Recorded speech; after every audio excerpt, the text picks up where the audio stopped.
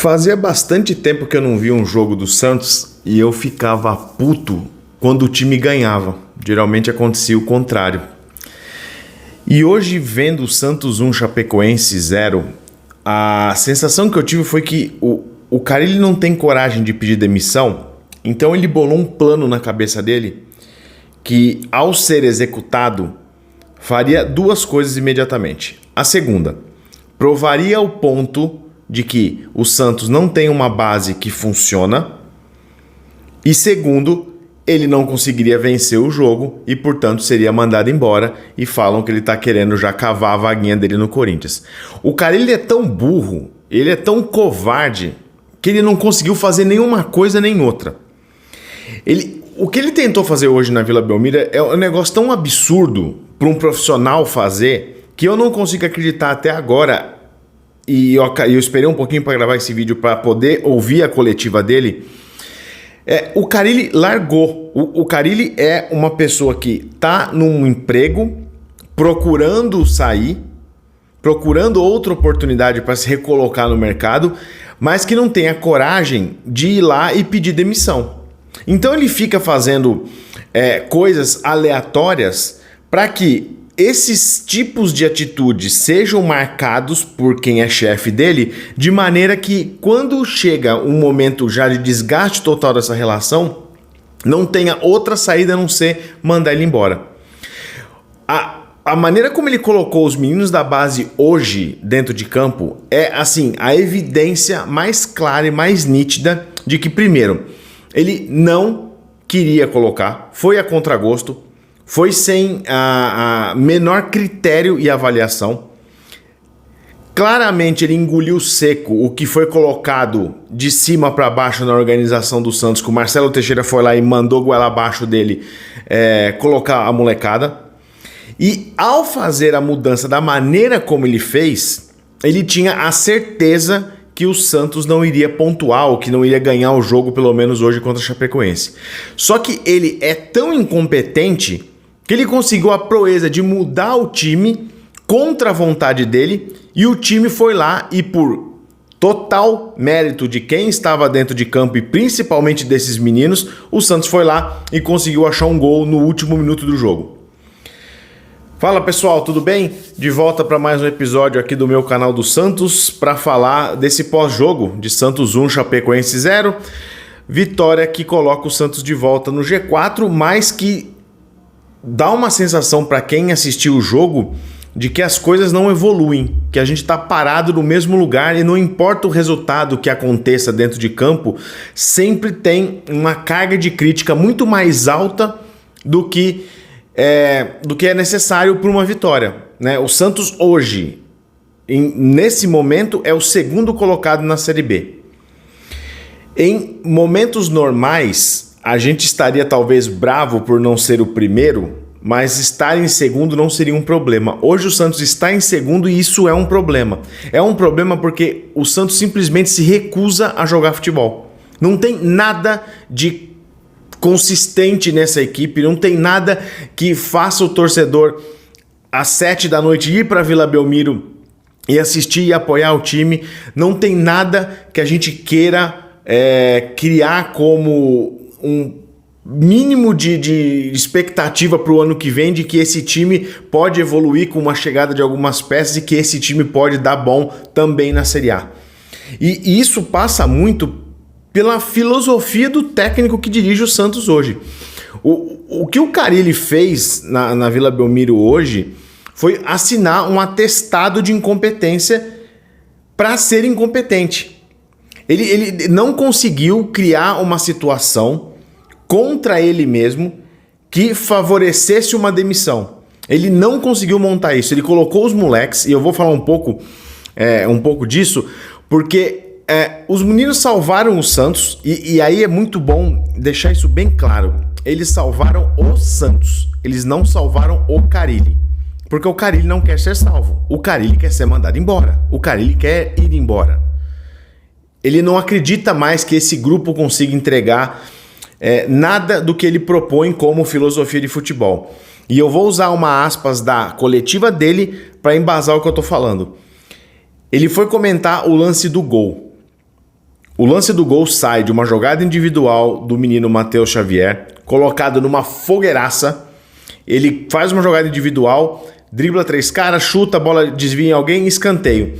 No escanteio, o Souza, que não é o batedor oficial de bola parada, cobra o escanteio no primeiro pau, numa bola em que o Bigode desvia no primeiro pau, num lance que parecia ser ensaiado. Aspas do Carille. Essa jogada a gente não treina. Eu sempre faço a bola chegar no meio da área porque chega numa condição melhor de vantagem para os nossos zagueiros ou para os nossos jogadores. Ou seja, tudo que foi feito para criar o lance do gol não partiu de treinamento, partiu da vontade genuína dos jogadores que estavam em campo em tentar tirar o Santos daquela situação. E eu não vou perder tempo hoje em fazer grandes análises táticas do que o Santos fez dentro de campo, porque não tem a ver esse tema hoje. Porque o que aconteceu dentro de campo hoje foram meninos da base de novo entrando, salvando o Santos, sem qualquer tipo de respaldo do técnico e se fortalecendo entre si, com um grupo, talvez jogadores mais experientes aí, que abraçaram esses moleques e que estão tentando por eles mesmos fazerem alguma coisa. Isso é um sinal muito, muito de alerta de que as coisas estão indo muito mal e que vai piorar se algumas decisões não forem tomadas de hoje para amanhã. Vamos lá. Falando do que foi um pouco do jogo. O Santos entrou até que bem, teve volume, apesar que no primeiro tempo sofreu mais com as descidas da Chapecoense do que propriamente criou grandes oportunidades de gol. Até aí, algumas coisas estavam funcionando de uma maneira diferente que pareciam que iam render no jogo todo. O Juliano mais no meio campo estava triangulando mais, o Otero batendo no gol, que era uma coisa boa, o Furt dando uma dinâmica boa para o ataque, ele fazendo aquele pivô, ele ajuda muito os jogadores que chegam de frente vindo do meio de campo. Até o próprio Patati teve ali também a sua chance, eu vou falar especificamente do lance do Patati e dele também. E parecia que estava encaixado, parecia que tinha ali uma sequência lógica de ações dos jogadores que pareciam ter finalmente entrado na cabeça deles de que eles realmente têm que jogar, têm que tocar, têm que se movimentar, têm que criar espaços dentro do campo e não só ficar igual um jogador de pebolim parado indo de um lado para o outro, porque aquilo ali não ia quebrar nenhum tipo de linha. Então, quando o Santos começa a fazer isso, por mais que não tenha sido super eficiente em criar um monte de chances ou chegar muito próximo do gol, já deu uma amostra de que poderia ser diferente do que vinha fazendo até então. Mas com o tempo, e igualzinho o trabalho do Carille, isso vai derretendo ao longo do jogo. Os jogadores vão cansando, o Juliano ele começa a sair do meio campo e começa a ir para mais perto como um segundo atacante, e aí começa um problema crônico que tem dentro do time, que fica um espaço no meio campo, principalmente na meia, onde acontece a armação das jogadas, que não tem ninguém ali. O Pituca e o Schmidt têm que subir mais, eles não sabem fazer essa função, o Juliano fica enfurnado dentro da área junto com o Furt ou ao lado do atacante da vez, hoje teve o Bigode também, ele não cria situação de gol lá perto, ele não arma, e ele não tem uma contribuição que justifique ele estar ali, a não ser você pensar que ele está cansando e ele está ficando mais no ataque para poder usufruir da boa movimentação que ele tem e da boa entrada que ele faz na área de surpresa, mas que também não vem acontecendo. Então é muito difícil explicar o motivo pelo qual se insiste nessa movimentação e nesse posicionamento do Juliano como um segundo atacante. O Furt eu já falei, o Otero também foi bem. Acho que o Furt assim, resolve muito problema no Santos. Ele consegue encaixar muito bem nessa proposta de jogo terrível que o cara ele quer, porque ele é muito bom tecnicamente. Ele sabe fazer o pivô muito bem, ele segura zagueiro dentro da área, ele finaliza bem. Merecia ter feito um gol hoje, pelo menos 2 oportunidades muito claras que ele poderia ter feito, mas ele contribui, ele ajuda muito o sistema de ataque funcionar, às vezes melhor do que o próprio meia, porque o meia tá lá dentro da área, sabe-se Deus fazendo o quê. Isso é tudo que eu vou falar sobre análise do jogo. O que eu quero focar daqui para frente é sobre os meninos que entraram e o papel que eles fizeram dentro de campo e como que a entrada deles pura e simplesmente pelo atributo técnico que eles têm, modificam a dinâmica que esse time tem dentro de campo. Vou começar pelo Jair. O Joaquim, ficou marcado nas últimas rodadas por ser o zagueiro que sempre era pressionado pelo atacante e dava um bico na bola e jogava a bola para frente, e aí ninguém conseguia fazer nada com isso. A simples entrada do Jair muda essa construção de jogo do Santos, porque o Jair sabe sair jogando. Ele corta para um lado, no começo até deu algumas bobeadas aí, mas ele sabe sair jogando. Ele tem consciência do que deve fazer, do momento que ele vai para abrir para o lateral, do momento que ele pode tentar um passe entre linhas. Então isso já cria uma condição para o Pituca e para o Schmidt, que são jogadores também de construção, de receberem uma bola melhor posicionado e com capacidade de sair distribuindo o jogo. Então a entrada do Jair, apesar de eu achar que poderia ter sido no lugar do Gil para dar um descanso para ele, foi muito boa para botar na cabeça do Carille que ele é a opção de saída de bola. Não tem outro cara no elenco que consiga fazer isso. E o Carille, na entrevista coletiva, ele já dá mais ou menos uma deixa de que o Joaquim deve ir embora de qualquer maneira. Então, mantém o Jair, porque é ele que vai ser titular daqui para frente. Na lateral direita, o Sherman entrou no segundo tempo. Sabe-se Deus porque o Carille resolveu colocar o Aderlan, que não jogava desde 1978. Ele voltou, não comprometeu, mas assim, quando entra o JP, você começa a ganhar velocidade no ataque e uma boa recomposição na defesa. O Sherman é muito mais jogador do que o Aderlan, do que o Rainer, do que o Rodrigo Ferreira. Ele é muito mais jogador. Não tem justificativa para o Carille ter colocado ele no banco, mesmo que ele tenha ido mal no outro jogo. E quando eu falar do Patati, eu vou explicar o motivo pelo qual orientação para menino da base faz diferença e como que o Carille não tem nada disso. Aí ele começa o processo de vamos enfiar jogadores da base para eu tirar esse negócio de cima de mim, de que eu não ponho jogadores jovens. Ele bota o Matheus Xavier.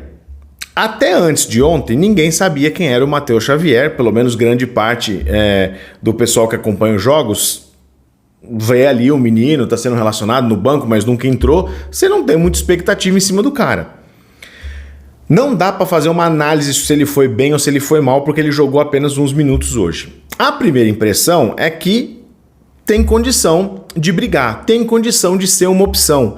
Entrou, driblou, buscou linha de fundo, tentou alguma jogada de associação ali na lateral, também com o Sherman e também ali com o Juliano. Parece ter uma boa visão de jogo. Pode ser que seja um cara bacana para colocar num segundo tempo, até mesmo num revezamento aí com o Patati, ou mesmo com o Pedrinho, que é o Patati destro, né?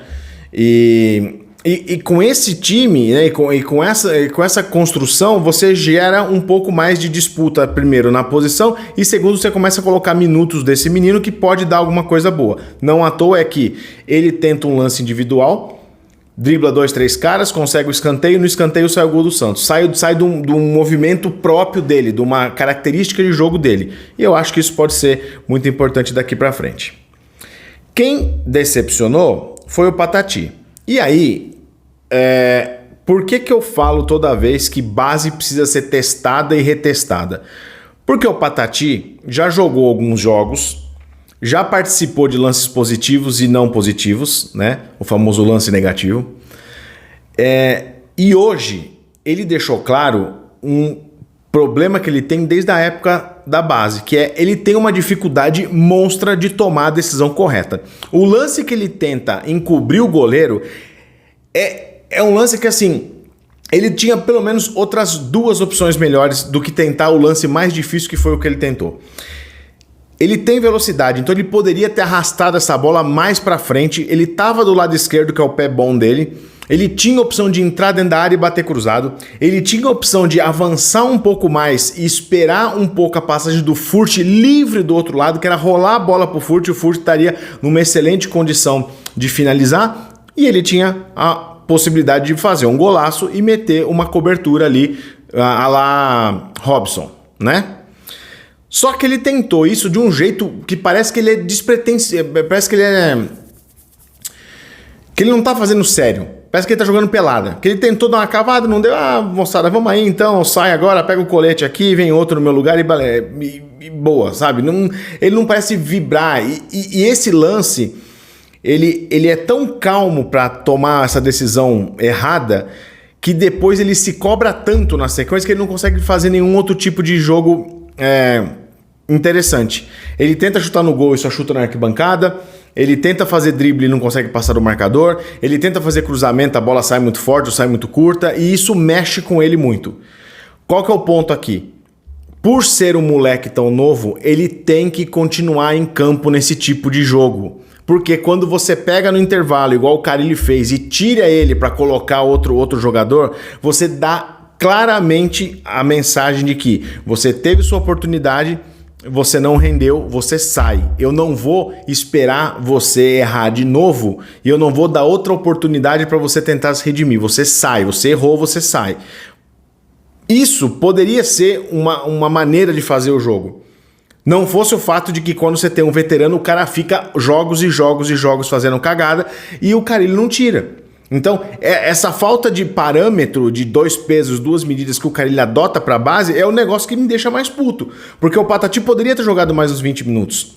Tem gás e poderia ter feito alguma coisa melhor que tirasse esse peso. Por mais que a torcida estivesse pegando no pé. É nessa hora que a orientação do técnico faz diferença, de dar tranquilidade para o cara se desenvolver. Coisa que o Carille não sabe fazer. E aí, nessa ciranda da aleatoriedade que o Carille criou dentro do time, ele agora abre uma discussão nova, que é quando o Miguelito voltar e quando o Ryan novamente for relacionado, a gente quer ver os dois em campo. Porque se a gente tem um problema que o meio do time hoje não consegue atuar bem os 90 minutos, é a hora de testar esses dois moleques de novo.